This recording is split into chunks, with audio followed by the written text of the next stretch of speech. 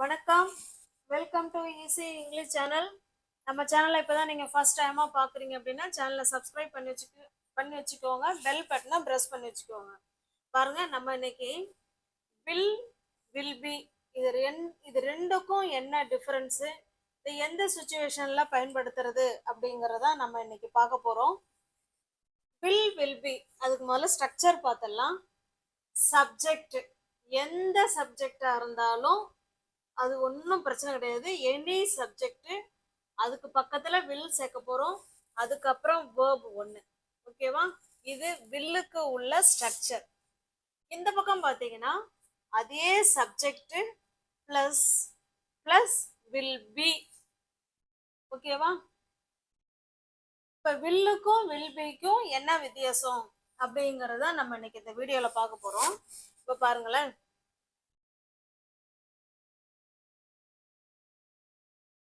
நான்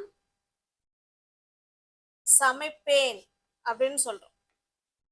இந்த will be எப்ப வருவாங்க, எந்த காலத்துல பயன்படுத்தலாம் அப்படின்னா, இனிமே நடக்க போற விஷயங்களுக்கு தான். அது வில்லா இருந்தாலும் வில் பியா இருந்தாலும் ஃபியூச்சருக்கு தான் இது பயன்படும். ஓகேவா?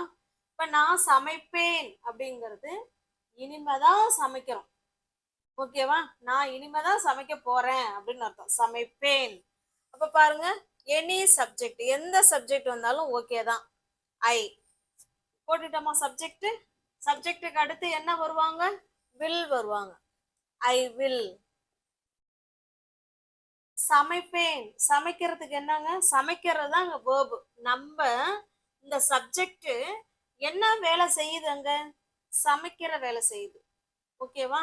ஐ வில் குக், நான் சமைப்பேன் அப்படின்னு சொல்லியிருக்கோம். Okay, got it. இதே இந்த பக்கம் பார்க்கலாம். Subject plus will be. Will be ரெண்டுக்குமே ஃபியூச்சருக்கு தான் பயன்படுத்துவோம். அதை நல்லா புரிஞ்சுக்கணும். இனிமேதான் அந்த விஷயமே நடக்க போகுது, அதுக்கு தான் வில் பி. இப்ப வில் பிக்கு பார்க்கலாம். இப்ப இந்த சென்டென்ஸ் பாருங்க, நான் அங்க 5 நிமிஷத்துல இருப்பேன் அப்படின்னு சொல்றோம். இப்ப நம்ம ஃப்ரெண்டு கிட்ட வரேன்னு சொல்லியிருப்போம். அவங்க உடனே நம்ம ஃபோன் பண்ணுவாங்க, என்னப்பா வரேன்னு சொன்னேன், என்ன ஆளை காணும் அப்படின்னு கேட்டாங்கன்னா நம்ம என்ன சொல்லுவோம்? இதை வந்துட்டேன், இந்த 5 நிமிஷத்துல அங்க நான் இருப்பேன் அப்படின்னு சொல்றோம் இல்லைங்களா? இதை எப்படி சொல்லலாம் பாருங்க. சப்ஜெக்ட் யாரு? நான், ஐ. சப்ஜெக்டுக்கு அடுத்தது வில் பி.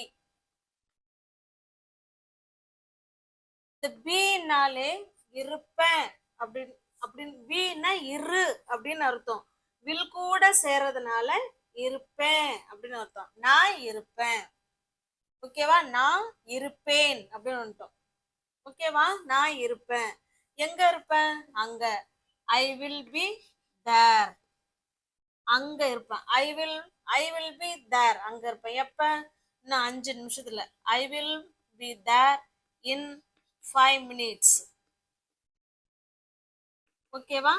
இப்ப இந்த இடத்துல பாருங்க, இதுல யாரு வேர்புன்னா பி தான் வேர்பு. இருக்கிறேன் அப்படின்னு சொல்றோம் இல்லைங்களா? அதுதான் இங்க வேர்பே. ஆக்ஷன் வேர்பு கிடையாது. ஓகேவா? இது ஸ்டேட் வேர்பு. நம்மளுடைய நிலைமையை சொல்றோம். நம்ம எங்க இருக்கிறோம், எப்படி இருக்கிறோம், என்னவா இருப்போம் அப்படின்னு 3க்கும் விடையா வர்றதுதான் இந்த வில் பிய பயன்படுத்தணும். Okay, got it. இப்ப இந்த சென்டென்ஸுக்கு என்ன டிஃபரன்ஸ்னு பாருங்க. நான் சமைப்பேன் சப்ஜெக்ட். நான் என்ன வேலை செய்யுது? குக் பண்ண போகுது. அது ஒரு வேலை. அப்ப இந்த இடத்துல இது பாருங்க, இது ஹெல்பிங் வேர்பு, இதுதான் இங்க மெயின் வேர்ப். ஓகேவா? இந்த சப்ஜெக்ட் தான் இங்க சமைக்க போகுது, இது வேர்பு. ஆனா இங்க பாருங்க, சப்ஜெக்ட் ஏதாவது வேலை செய்தா? ஒண்ணும் கிடையாது. நம்மளுடைய பொசிஷன் சொல்றோம். நான் அங்க இருப்பேன் அப்படின்னு சொல்றோம். ஓகேவா? இங்க எந்த வேலையும் நம்ம செய்யல. ஐ வில் பி, இருப்பேன் அப்படின்னு சொல்றோம். இப்ப இரு அப்படிங்கிறது தான் இந்த இடத்துல மெயின் வேர்பே. I will be there in 5 minutes. Okay, இது ஆக்ஷன் வேர்புங்க இது. ஓகே, புரியுதுங்களா? இது ஆக்ஷன் வேர்ப். இப்ப நெக்ஸ்ட் சென்டென்ஸ் பார்க்கலாங்களா? அடுத்தடுத்து பார்க்க இன்னும் உங்களுக்கு புரியும். இப்ப பாருங்க நெக்ஸ்ட் சென்டென்ஸ், அவள் பாடுவாள். அவன் நாளைக்கு பாடுவா அப்படி கூட சொல்லலாம். ஓகேவா? இப்ப வில் பி திரும்ப திரும்பவும் சொல்றேன், வில்லா இருந்தாலும் வில்பியா இருந்தாலும் ஃபியூச்சருக்கு மட்டும்தான் பயன்படுத்துவோம். வில் எங்கன்னா மெயின் வேர்ப், அந்த சப்ஜெக்ட் ஏதோ ஒரு வேலையை செய்யும் பொழுது மட்டும்தான் நீங்க வில் பயன்படுத்தணும். ஓகேவா? இப்ப அவள் என்ன பண்ண போறா? பாட்டு பாட போறா. அது ஒரு வேர்ப் தானே, ஆக்ஷன் தானே. அவ ஒரு வேலையை செய்ய போறா. இப்போ ஃபர்ஸ்ட் சப்ஜெக்ட் ஷீ. ஓகேவா? சப்ஜெக்ட்டுக்கு அடுத்துக்கு என்ன போடணும்? வில் போடணும். She will. பாடுறதுக்கு இங்கிலீஷ்ல சிங். She will Singh. அவ பாடுவாள். என்னைக்கு பாடுவாள்? நாளைக்கு, tomorrow. She will sing tomorrow. இல்ல she will sing a song. அவ நாளைக்கு ஒரு பாட்டு பாடுவா அப்படின்னா she will sing a song. ஓகேவா? இப்படிதான் சென்டென்ஸை கொஞ்சம் கொஞ்சமா லென்த்தியா பேசிக்கணும். She will sing a song tomorrow. நாளைக்கு அவ ஒரு பாட்டு பாடுவா அப்படின்னு சொல்லியிருக்கோம். ஓகே காட்டி. இதே இங்க பாருங்க, அவ சென்னையில் இருப்பா. அந்த அவள்ங்கிறவ ஏதாவது வேலை செய்யறாளா? ஒரு வேலையும் செய்யல. இங்கான வேலை செய்யறாங்க. இங்க அவள்ங்கிறவ என்ன வேலை செய்யறான்? பாட்டு பாடுற வேலை செய்யறா. பாட்டு பாடுற வேலையை செய்ய போறா. ஆனா இங்க பாருங்க, இந்த சென்டென்ஸ்ல அவ ஏதாவது வேலை செய்யறாளா? ஒரு வேலையும் செய்யல. இந்த இருங்கிறது மட்டும்தான் அங்க வேர்பே. ஓகேவா? அப்ப எந்த ஆக்ஷன் வேலையும் செய்யல அப்படின்னா, எதிர்காலத்துல ஒரு சப்ஜெக்ட் எந்த ஒரு ஆக்ஷன் வேலையும் செய்யல அப்படின்னா நீங்க வில் பி சேர்த்து சொல்லுங்க. இப்ப ஷீ சப்ஜெக்ட், அவங்க கூட will be. She will be. அவ இருப்பாள். வேர் எங்க இருப்பா? சென்னையில். She will be in Chennai. அவ சென்னையில இருப்பா. எப்ப இருப்பா? நெக்ஸ்ட் வீக், இல்ல டுமாரோ, இல்ல நெக்ஸ்ட் மந்த். இப்படி நம்ம என்ன வேணாலும் சொல்லிக்கலாம். ஓகேங்களா? நல்லா கவனிங்க. இதுல நீங்க நல்லா நோட் பண்ண வேண்டியது என்னன்னா, வில் எப்ப ஆட் பண்றோம் அப்படின்னா, சப்ஜெக்ட் ஏதாவது ஒரு ஆக்ஷன் வேலை, ஆக்ஷன் வேர்பு ஏதாவது ஒரு வேலை செஞ்சா மட்டும்தான் நம்ம வில் கூட வேர்பு ஒண்ணு போடுறோம். ஆனா இங்க எந்த வேலையுமே செய்யல. எதிர்காலத்துல ஒரு சப்ஜெக்ட் எங்க இருக்கும், எப்படி இருக்கும், என்னவாக இருக்கும், இந்த மூணுக்கும் விடையா வர்றதுதான் will be. Okay got it? உங்களுக்கு புரியுதுங்களா? Shall we go to the next tense. இப்ப பாருங்க, எதிர்காலத்துல ஒரு சப்ஜெக்ட் எங்க இருக்கும். ஒரு கொஸ்டின், எங்க இருக்கும்? சென்னையில இருப்பாங்க. ஓகேவா? அப்ப எங்க இருப்பாங்கங்கிறதுக்கு விடையா வர்றதுதான் வில் பி. வில் பி வச்சுதான் இதை பேசணும். Okay got it? Shall we go to the next sentence. இப்ப நெக்ஸ்ட் சென்டென்ஸ் பாருங்க, அவன் இங்கே வருவான் அப்படின்னு கொடுத்துருக்கோம். அங்க பாருங்க, அவன் இங்க இருப்பான் அப்படின்னு சொல்லியிருக்கோம்.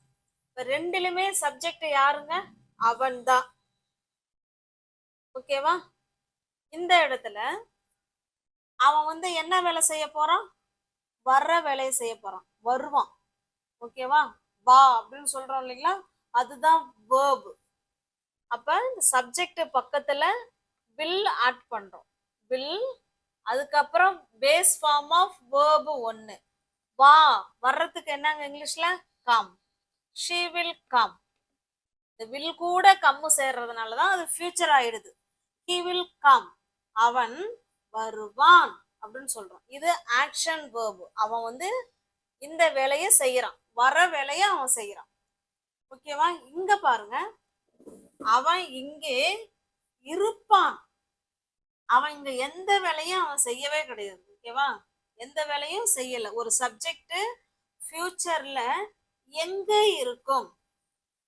உங்களுக்கு திரும்ப திரும்பவும் நான் சொல்றது என்னன்னா, ஒரு சப்ஜெக்ட் ஃபியூச்சர்ல என்னவாக இருக்கும், எப்படி இருக்கும், எங்க இருக்கும். இதுக்கு பாருங்க, அவன் எங்க இருப்பான், எங்க எங்க இருப்பான் அப்படிங்கிறது தானே விடை. இது அவன் எங்க இருப்பான். அப்ப அப்படி சொல்லும் போதுதான் வில் பி சொல்றோம். இப்ப பாருங்க, he க்கு அடுத்தது will be, he will be. இங்கே he will be here, அவன் இங்கே இருப்பான் அப்படின்னு சொல்றோம். ஓகே, காட்டி உங்களுக்கு நல்லா புரியும்னு நினைக்கிறேன். இது will வந்தா verb 1 வரணும், மெயின் verb வரணும். ஓகேவா, பேஸ் ஃபார்ம் ஆஃப் verb 1 வச்சு எழுதுவோம்.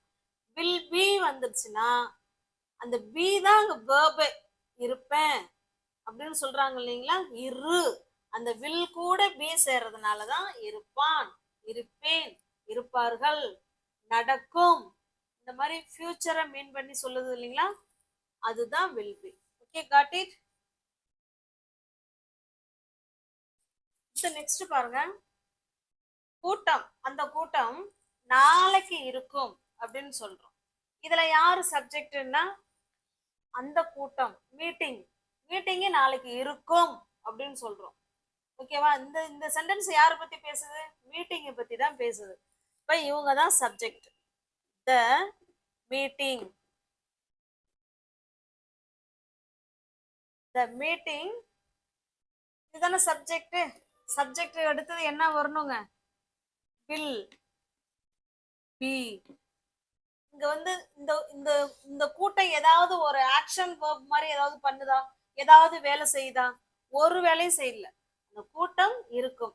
மீட்டிங் எப்ப இருக்கும், எப்ப, ஓகேவா, எங்க இருக்கும், எப்ப இருக்கும், என்னவாக இருக்கும் அப்படின்னு சொல்றதுக்கு தான் ஆன்சரா வர்றதுதான் will be. the meeting will be, எப்ப இருக்குமா, tomorrow, the meeting will be tomorrow, நாளைக்கு கூட்டம் இருக்கும் அப்படின்னு சொல்லிட்டோம். ஓகேவா, இப்ப கீழே பாருங்க, அந்த கூட்டத்தில் அவன் இருப்பான், அவன் இருப்பான், ஃபியூச்சர்ல ஒரு சப்ஜெக்ட், எங்க இருக்கும், எங்க இருக்கும், இப்ப அவன் எங்க இருப்பான், கூட்டத்துல இருப்பான். அவன் ஏதாவது ஆக்ஷன் வேர்ப் ஏதாவது அவன் வேலை செய்யறாங்களா, ஒரு வேலையும் செய்யல. அவங்களுடைய ஸ்டேட்னா நிலைமை, கண்டிஷன், அதை பத்தி சொல்றதுதான் பி வேர்ப். பாருங்க, he will be, இங்கேயும் will be தான், he will be, அவன் இருப்பான். ஓகேவா, இங்கே பாருங்க, இருப்பான், he will be, எங்க இருப்பான், at the meeting, அவன் வந்து மீட்டிங்ல இருப்பான் அப்படின்னு சொல்றான். அவன் மீட்டிங்ல இருப்பாங்கிறத he will be at the meeting. Okay, got it? Shall we go to the next sentence? இப்ப நெக்ஸ்ட் சென்டென்ஸ் பாருங்க, நாளைக்கு மழை வரும் அப்படின்னு சொல்றோம். ஓகேவா, சப்ஜெக்ட் இந்த இடத்துல இட். ஓகேவா, ரெயின், ரெயின் வில் ரெயின்னு சொல்ல மாட்டோம். அப்ப ரெயின்ங்கிறத நம்ம இட்டா கன்சிடர் பண்ணி தான் சப்ஜெக்ட் வச்சுப்போம். ஓகேவா, ஏன்னா ரெயின் வில் ரெயின்னா அது கொஞ்சம் ஒரு மாதிரி நல்லா நல்லா சொல்றதுக்கு, அதனாலதான் அந்த ரெயினை இட்டா சொல்லிக்கிறாங்க. ஓகேவா, இட் வில், மழை பெய்யறதே ஒரு ஆக்ஷன் வேர்ப் தான். ஓகேவா, இட் வில் ரெயின், மழை பெய்யும், என்னைக்கு, tomorrow, it will rain tomorrow, நாளைக்கு மழை பெய்யும் அப்படின்னு சொல்றோம். ஓகேவா, இந்த இடத்துல ரெயின்ங்கிறது வேர்ப்.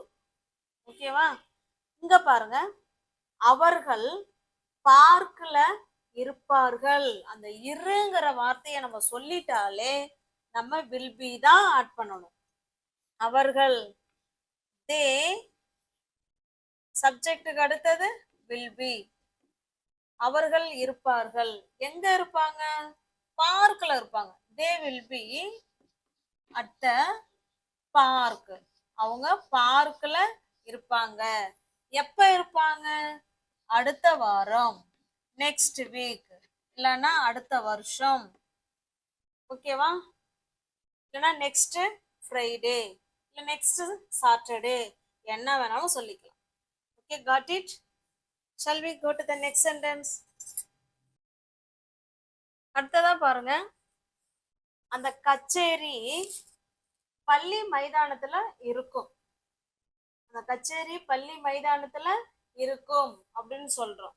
இப்ப பாருங்க, அந்த கச்சேரி, கச்சேரி அப்படின்னா கன்சர்ட், கன்சர்ட், அந்த கச்சேரி இருக்கும், இருக்கும், will be. இங்க ஏதாவது ஆக்ஷன் நடக்குதா? ஒன்னும் நடக்கல. the concert will be இருக்கும், அந்த கச்சேரி இருக்கும். எங்க இருக்கும்? at the school ground. School கிரவுண்ட்ல அந்த கச்சேரி இருக்கும் அப்படின்னு சொல்றோம். ஓகேவா? ஒருவேளை அந்த கச்சேரி பள்ளி மைதானத்தில் நடக்கும், அப்படின்னா எப்படி சொல்லலாம் பாருங்க. the concert will happen. இதுதான் verb. ஓகேவா? புரியுதுங்களா? நடக்கும், இது இருக்கும். the concert will happen. Concert வந்து நடக்கும். எங்க நடக்கும்?